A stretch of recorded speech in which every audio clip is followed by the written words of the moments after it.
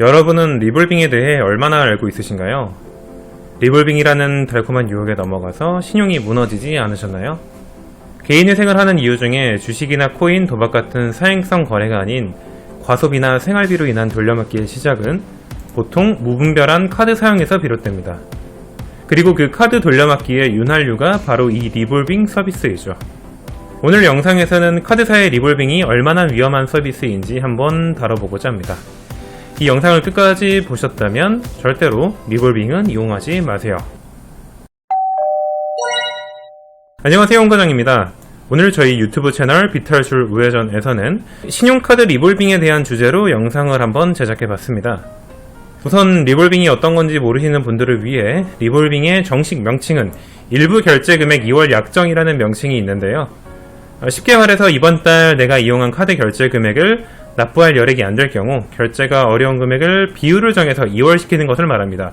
결제 비율을 10%, 20%, 30% 이런 식으로 설정하여 예를 들어 약정 비율을 10%로 설정을 한다면 이번 달 결제해야 할 금액이 1000만원이라는 가정하에 100만원을 결제하고 남은 900을 리볼빙 이자를 내면서 10%씩 계속 결제를 해 나가는 거죠. 그렇게 현재 쌓여있는 결제 대금을 리볼빙을 돌리게 되면 다시 나의 카드 사용 한도가 원래대로 회복됩니다.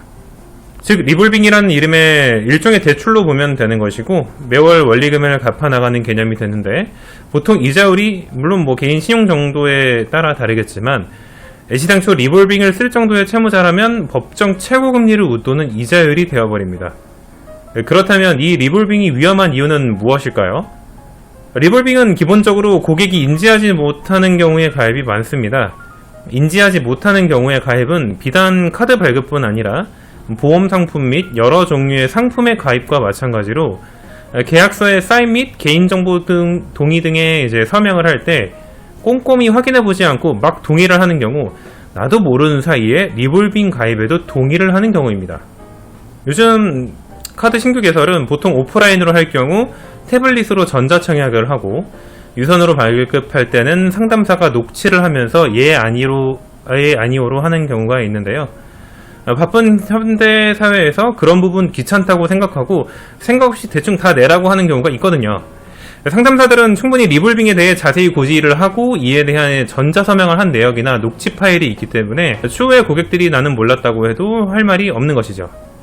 하지만 이런 경우 리볼빙이 가입이 되어 있다 뿐이지 내가 이용을 하지 않으면 실제로 실행이 되지 않습니다. 실제로 실행이 되는 것은 내가 이번 달의 카드값을 낼 수 없을 경우인데요.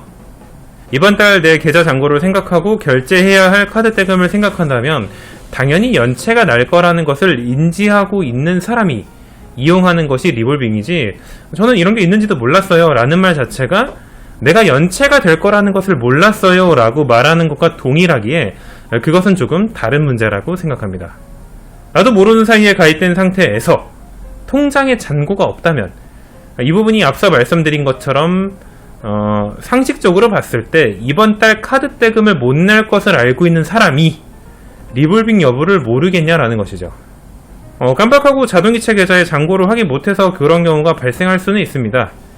이런 경우 본인의 부주의로 인하여 나도 모르는 사이에 개설 시 내가 가입 동의를 해서 리볼빙 서비스에 가입이 되어 있었고 거기에 때마침 이번 달 카드 대금이 나가야 할 자동이체 계좌에 잔고가 부족하여 리볼빙이 실행되었는데 그 리볼빙의 실행 여부를 인지하지 못해서 일부 금액만 결제되고 2월이 되어 넘어갔다는 사실조차 인지를 못해서 몇 번을 꼬는 겁니까?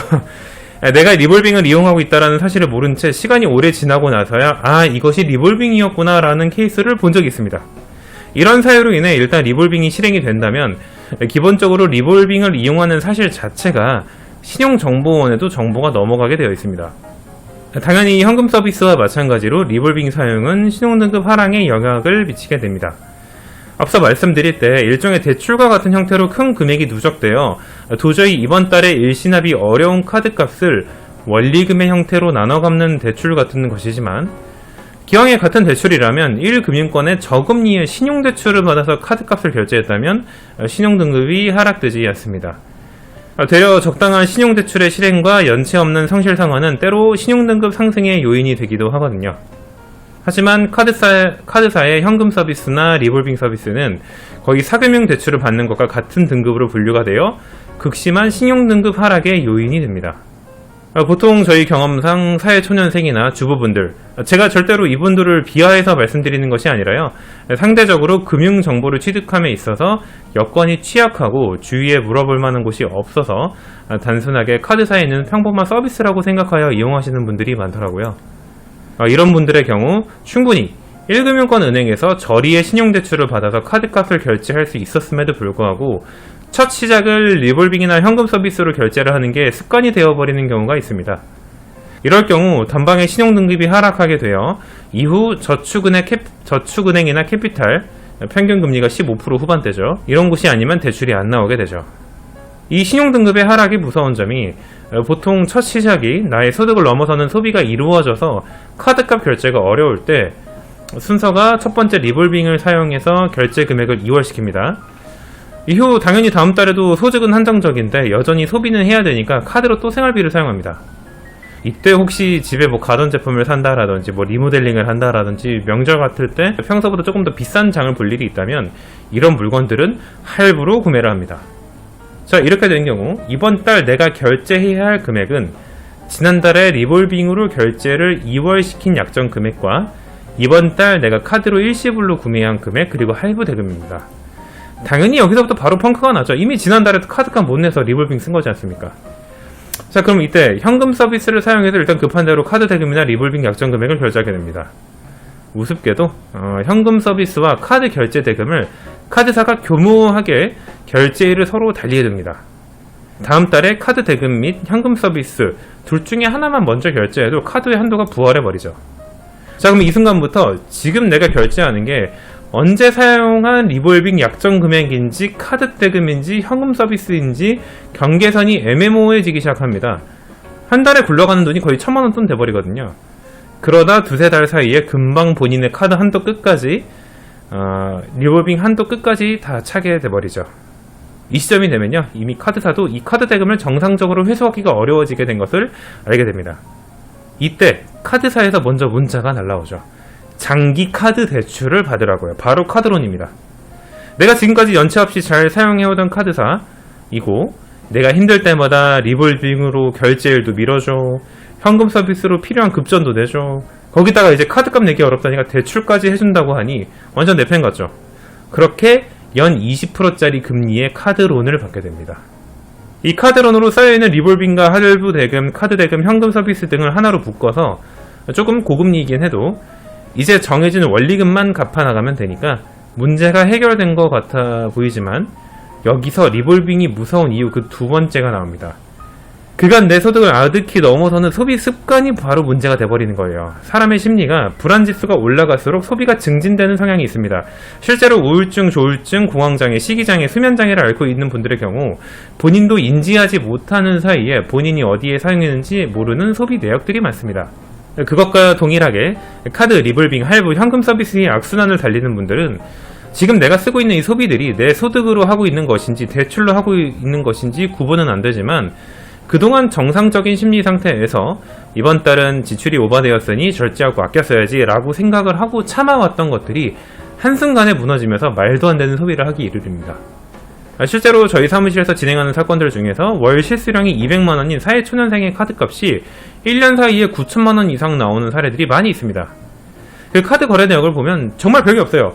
그냥 편의점, 배달음식, 온라인 게임, 아이템 결제, 식당 이런 내역들인데 그런 결제 내역들이 모여서 9천만원이 넘게 나온다는 거죠.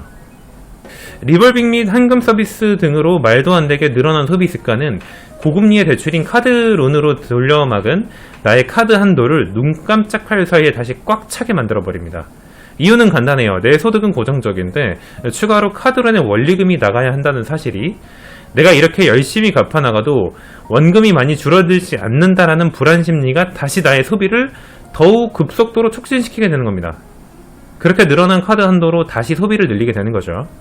그렇게 다시 한도가 꽉 차게 나면 이미 한 번 카드론을 받아봤기 때문에 대출을 받아서 카드값을 메꾸면 된다고 생각을 하고 이제서야 이제 다른 은행권의 대출을 알아보게 되는데 당연히 급격하게 떨어진 신용도로 인해 대출을 해주는 곳은 저축은행 혹은 캐피탈, 더 떨어져 있다면 대부업에서밖에 안 빌려주게 되는 것이죠. 이렇게 신용등급의 하락과 무분별하게 늘어나는 소비 습관 두 가지가 리볼빙의 위험한 이유라고 보시면 될 것 같습니다.